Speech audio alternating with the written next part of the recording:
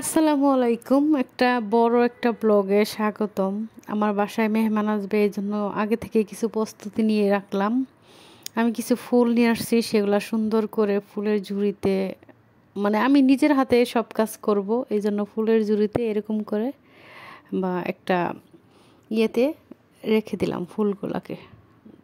ফুল থাকলে টেবিলের সৌন্দর্য আরও দিন বেড়ে যায়, এই জন্য আমি সুন্দর করে। আর এমনিতেই আমার ফুল অনেক পছন্দ, অনেক পছন্দ। আর চায়নাতে এত এত ফুল, চারপাশে ডানে বামে চতুর্দিকে ফুল আর ফুল। আর এখন ফুলের সিজন চলতেছে, এই জন্য আমি ফুলটাকে সাজিয়ে নিলাম।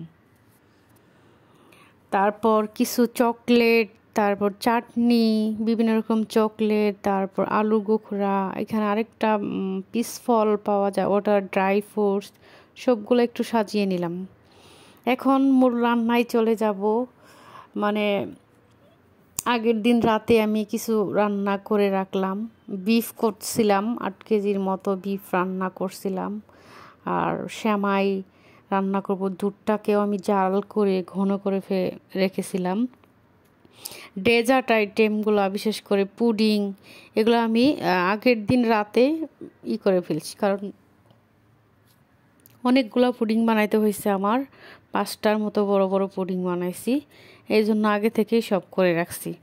আর সেমাইটাকেও আমি সকালবেলার দিকে করে ফেলছিলাম, কারণ এইখানে বেইজিংয়ে সাহায্য করার কেউ নাই। এই যে আমার হাজব্যান্ড আর আমি, প্রায় 40 জনের মতো গেস্ট আসবে, আপ্যায়ন করতে হবে। এই জন্য টমেটোগুলার চাটনি বানিয়ে রাখছিলাম, পেঁয়াজ বেরেস্তা বেশি করে করে রাখছিলাম। কিছু কিছু কাজ আগে থেকেই করে রাখছিলাম, যাতে আমার পার্টির দিন রান্না করতে খুব সহজ হয়ে যায়। চিকেনটাকে লেবু দিয়ে, তারপর লবণ দিয়ে ম্যারিনেট করে রেখেছিলাম ফ্রাই করার জন্য, যাতে আমার সবগুলা কাজ সহজ হয়ে যায় আর কি। ক্লিন করা সহজ হয়ে গেছিলো, আগে থেকেই সব মাংস টাংস ক্লিন করে রাখছিলাম। চিংড়ি ছিল প্রায় 5.5 কেজির মতো চিংড়ি, এখানে এটাকে আমি কেটে পরিষ্কার করে নিয়েছিলাম। একদম তাজা চিংড়িগুলো অনেক বড় সাইজ ছিল। এখন রান্না, পার্টির দিন সকাল থেকে আমি রান্না শুরু করছিলাম। চিকেন রোস্ট, ঝাল চিকেন রোস্ট করছিলাম, চিংড়ির মালাইকারি করছিলাম, সেটা ভিডিওতে উঠাতে ভুলে গেছি। আর বিফ তো দেখলেনি, কষাইলাম। বিফ ছিল, এটা হলো চিংড়ির মালাইকারি করছিলাম, যে চিংড়িটা প্রসেসিং করা, পরিষ্কার করতে দেখলেন। আর এটা হলো সবজি, মিক্সড সবজি, কালারফুল একদম। অনেকেই সবজি পছন্দ করে, অবশ্যই পার্টিতে আমি এটা রাখছিলাম। সবজিটাও রান্না হচ্ছে,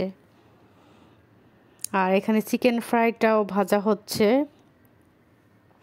আমার প্রায় 3টা চুলায় আমি কাজ করছি, 4টা চুলাতে আমি কাজ করছি, তারপরও রান্না শেষ করতে হবে। তো এখানে এটা হলো ডাল বোনা, আর এটা হলো বালা চাউ ভর্তা, এটা আমি নিজের হাতে বানাইছি। আর এই ভর্তাটা সবাই খেয়ে শেষ করে ফেলছে। আর এটা হলো টুনা ফিশ ভর্তা, মানে 3টা ভর্তা বানাইছিলাম, 3টা একদম শেষ করছে, সবার কাছে অনেক মজা লাগছে। এটা হলো আলু ভর্তা, আর এটা হলো ডাল বোনা, এটা চাটনি, টমেটোর চাটনি, আর এটা হলো আমের চাটনি। 2 ধরনের চাটনি ছিল। বাঙালি যেহেতু সবাই বেইজিংয়ে, আমাদের বেইজিং এম্বাসিতে যারা আছে সবাই তো বাঙালি, দেশ থেকে দূরে, এই জন্য একটু চাটনি মাটনি করছিলাম। এটা হলো পোলাও, আর এটা হলো সাদা ভাত, রোস্ট। এই ভিডিওটা আসলে পরের দিন, যেদিন আমার পার্টি ছিল সেদিন। আর এটা হলো চিংড়ির মালাইকারি। আসলে এত তো রান্না করা আবার ভিডিও বানানো আসলে টাফ ছিল। এটা হলো বিফ আর চিকেন ফ্রাই, এটা আমি টেবিলে সাজিয়ে তারপরে। আর এটা হলো ডিম, সালাদ ছিল, সবজি, লেবু, সব কিছুই আসলে মিলে ঝিলে।